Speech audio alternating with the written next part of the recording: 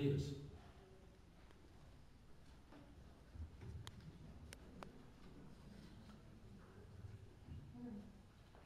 Matt Rowe.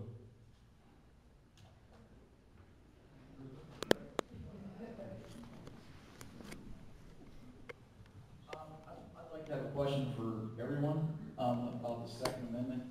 Everybody there will probably say they're pro-gun, but what does the Second Amendment mean to you? Specifically, the shall not be infringed part. What gun laws do you think are acceptable, and which gun laws do you think are infringing?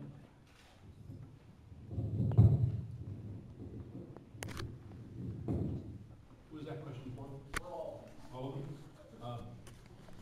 Let's start with this. Well, as I mentioned, I wrote a brief in the Heller case supporting individual rights to bear arms and that the government should not infringe on that. That was the decision made by the United States Supreme Court in Heller. And my position on the Second Amendment is that we've got a number of laws in place right now that infringe on that, and they should be repealed. Laws as far as, like, for instance, safety zones on a college campus. Everybody there is an adult, the students, the professors, they all have the right to bear arms. That right should not be infringed on. So I think there's a number of laws that we've got on the books right now that are laws that clearly violate the Second Amendment and are laws that we need to have repealed, and we need to have people who understand the Constitution and those parameters and are willing to go in there and make those decisions. I can't sit here and tell you every gun law, so I'm not going to tell you every law that is good or bad or goes to that, but that would be an example that I would give you. Follow-up? You have a follow-up question? Okay, that's, excuse me, go ahead. First of all, the right to keep and bear arms. I believe that to keep means obviously that we all have the right to have guns or have weapons.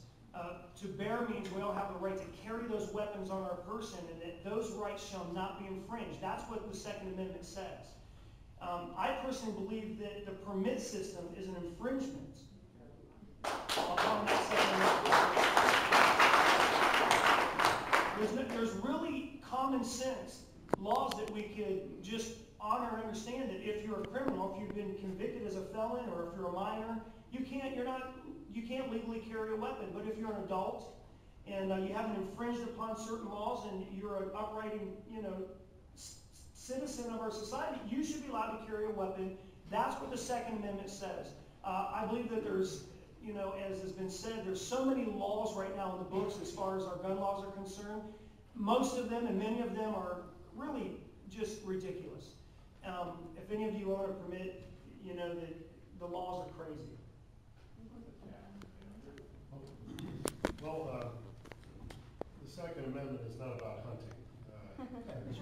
Okay, the Second Amendment's about freedom, and the whole reason the Second Amendment was put in there is because if the government gets out of hand, we're supposed to be armed, and that's the reason why the Second Amendment was in there, and that's what was debated back at that time. Now, in the state legislature, I introduced the Vermont-style concealed carry bill because, unlike the mainstream media, I don't think criminals actually get in line to background checks. Okay? I got to go commit a murder today, but if my concealed carry permit is not in order, it will be illegal to me to go to the place where I want to murder somebody. It makes absolutely no sense. So all the background check is an unconstitutional hurdle for law-abiding citizens. Period. And that's just the long and short of it.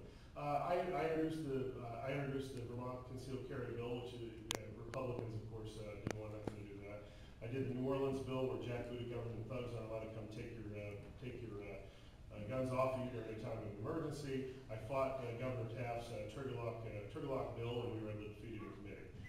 So I've got a long history of fighting for our constitutional rights.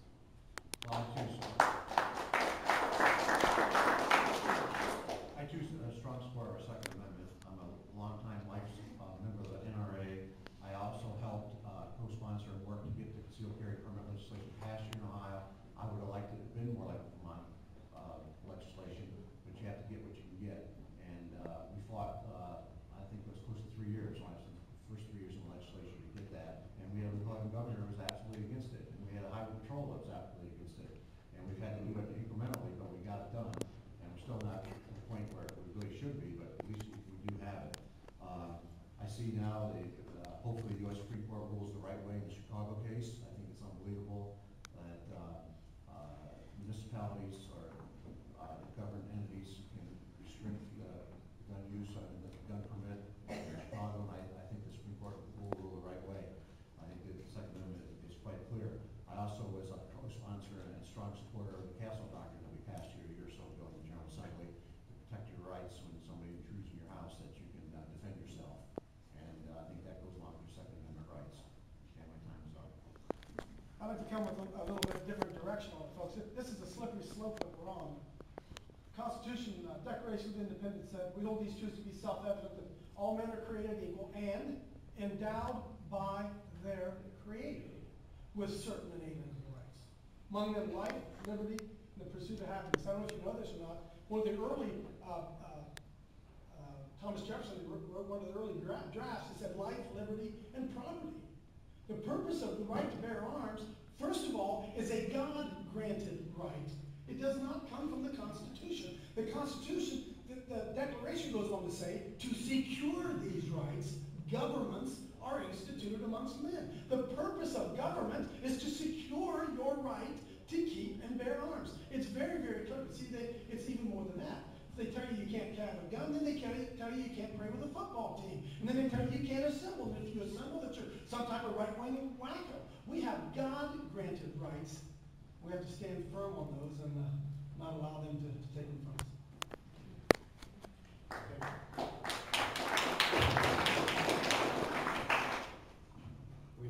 We don't have an audio problem. It's just that my amplification of the voice is different than Coach Dobbemeyer's, so the guy has to adjust each time. Let me say this. I believe that the Second Amendment right is an individual right.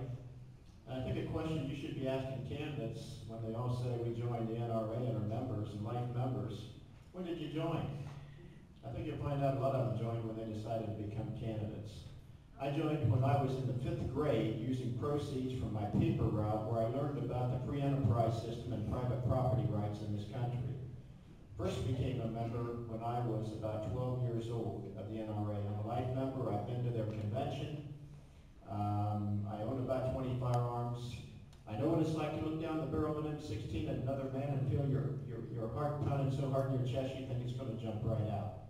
I support a Vermont-style concealed carry, and I want you to know that the evidence, the empirical evidence is very clear. When you have concealed carry, crime goes down. And the places that are regulating now the most are the most dangerous cities in the United States. I will defer to nobody on Second Amendment rights. Thank you.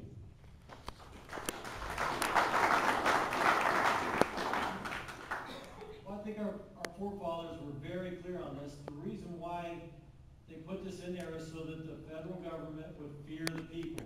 See, the federal government should fear the Tea Parties because we are the ones in charge. I once heard somebody say a democracy is 2 wolves and a lamb deciding what's for dinner. And liberty is a well-armed and well-equipped lamb we're calling to vote. So that is the purpose of it, is so that we, the people who are in charge of the government, stays in charge of the government. And I think that a lot of these laws are unconstitutional. I don't think you should have to have a permit because it's none of your business what guns I do or do not have in my house, and it's none of my business what guns